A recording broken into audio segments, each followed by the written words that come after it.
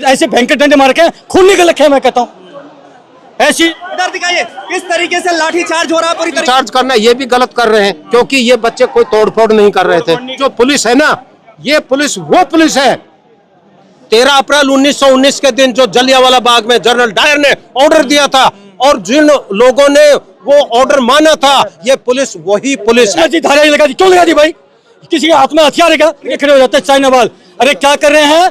हम 10 किलोमीटर पैदल चले, पैदल चल के आए, पूरा पसीने में लथपथ, पूरा पसीने में, पूरा पसीने में हम लथपथ है। जो अंग्रेजों का हुक्म मान रही है, इसीलिए लाठी डंडे बरसे हैं। नहीं तो इन्होंने मेट्रो स्टेशन तक बंद कर दिया। कायर सरकार है, कायर सरकार। अरे मोदी से बड़ा कोई टुकड़े टुकड़े गैंग हो सकता है क्या?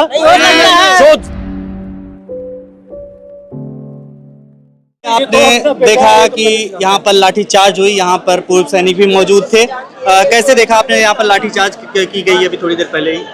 बहुत ही दुर्भाग्यपूर्ण बात है।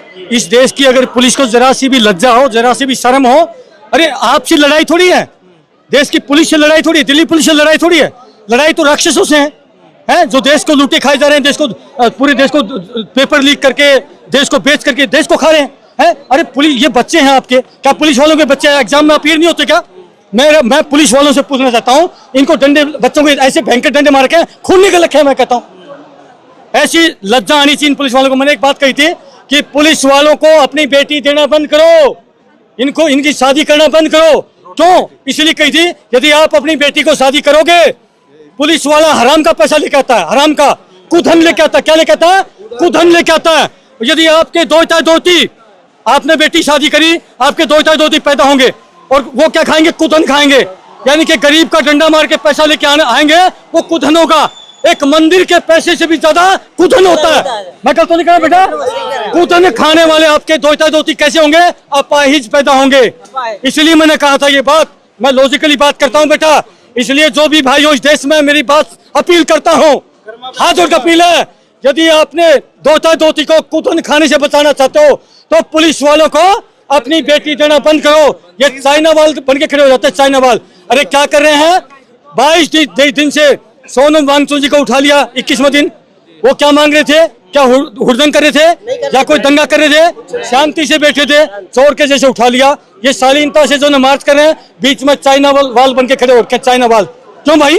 परमिशन नहीं ले कह रहे हैं इसी पुलिस। अरे परमिशन अपने देश में परमिशन की जरूरत है क्या? क्या अमेरिका जा रहे हैं क्या? अपने ही देश में है क्या? पासपोर्ट बनाना क्या पासपोर्ट चाहिए क्या इनको? परमिशन किस बात की चाहिए? अपने देश में वहां तक, संसद तक हम लोग चुन के भेजते हैं। कौन भेजता है? इन चोरों को, इन डकैतों को संसद में कौन चुन के भेजता है? हम चुन के भेजते हैं। हमारे चुने हुए नुमाइंदे हैं, क्या उन तक अपनी बात, उनको तो सुनता नहीं वहां, आज तक 22-25 दिन से सुना नहीं अपनी बात वहां तक सुनाने के लिए, जाने के लिए। और ये बड़ी बड़ी चाइना वाल बन के खड़े हो गए। पुलिस वालों को शर्म हो, लज्जा हो, हया हो तो डूब के मर जाना चाहिए। आप भी गरीब के घर से आते हो, आप इन डकैतों को बचाते हो। क्या मैं सही कहना बोल कर रहा हूँ? इन डकैतों को बचाते हो, डकैत जो देश को लूट के खा रहे हैं, देश को जाति रहमत तोड़ने हैं। आज इनको करे टुकड़े गैंग। आप ये बताइए, इनको बच्चों को करे टुकड़े गैंग। अरे मोदी से बड़ा कोई टुकड़े गैंग हो सकता है क्या? जो देश को जाति धर्म में नफरत में तोड़ता है, वो टुकड़े गैंग है कि नहीं है? है कि नहीं है ना? तो मोदी से बड़ा कोई टुकड़े गैंग है किस देश में? अगर देश में सबसे बड़ा कोई टुकड़े गैंग है तो कौन है? मोदी है इस देश का टुकड़े गैंग। और उन्हें शर्म आनी चाहिए जो मोदी की दलाली कर रहे हैं। कौन कर रहे हैं? जिनके बाप दादा अंग्रेजों की दलाली करी होगी, उन्हीं के बेटे पोते, जिसके बाप दादों ने अंग्रेजों की दलाली करी, बेटा पोता मोदी की करेगा नहीं करेगा ना? क्योंकि दलाल के डीएनए से दलाल ही पैदा होता है। सही बोल रहा हूँ? क्योंकि आम के पेट पे आम लगेगा, केला नहीं लगेगा। इसलिए दलाल के डीएनए से दलाल ही पैदा होगा। जो आज मोदी की दलाली कर रहा है, जो भड़ुओं की औलाद है, मैं कहता हूँ, मेरे को कहते हैं तेरी जबान, अरे जुबान क्या करेगा? हम सैनिक हैं, हम पाकिस्तान में वहां पर कहते हैं पाकिस्तानी सैनिकों, ये भाषा में कौन सिखाता है? देश की सेना सिखाती है। तो मैं गलत करूँ? ये सेना में सिखलाई होती भाई है। किसने सिखाई? हम सेना में गए, हमारी देश की सरकार ने तो हमें कहा, वहां पर खूब वो हमें गालियां देते हैं, हम उसको देते हैं। जब सामने आर पार जब मौत खड़ी होती है, तो हम भी ललकारते हैं और वो भी ललकारते हैं। तो हम तो भाई देश में सीख के आए हैं।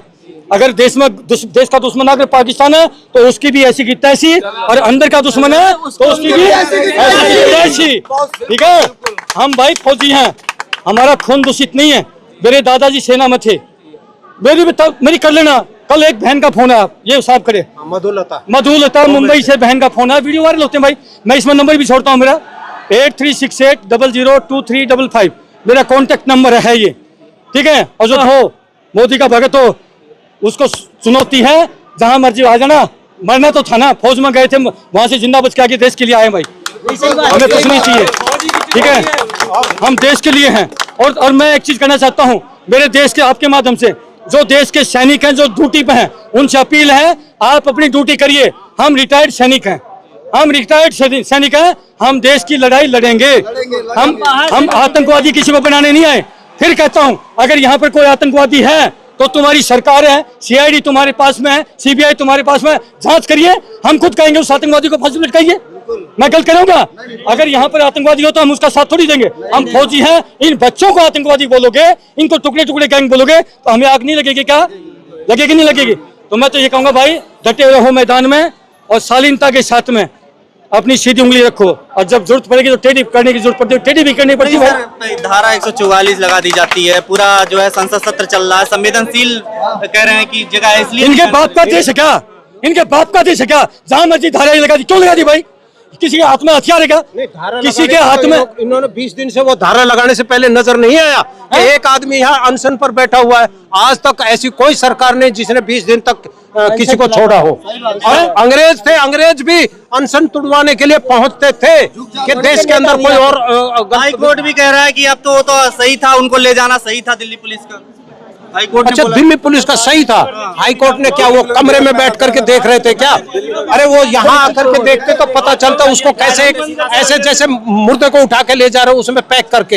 ये कोई तरीका है? तरीका था क्या? इसका बिल्कुल गलत तरीका है। मानवता नाम की चीज नहीं है। मानवता इन्होंने बिल्कुल खत्म कर दी। और नरेंद्र मोदी जी तो इतने एक प्रकार से ये हत्यारा साबित होगा, क्योंकि ये और लोगों को तो बड़ा कहता है मेरे मन की बात सुनो, और ये इस जनता, भारत की जनता के मन की बात नहीं सुन पा रहा है।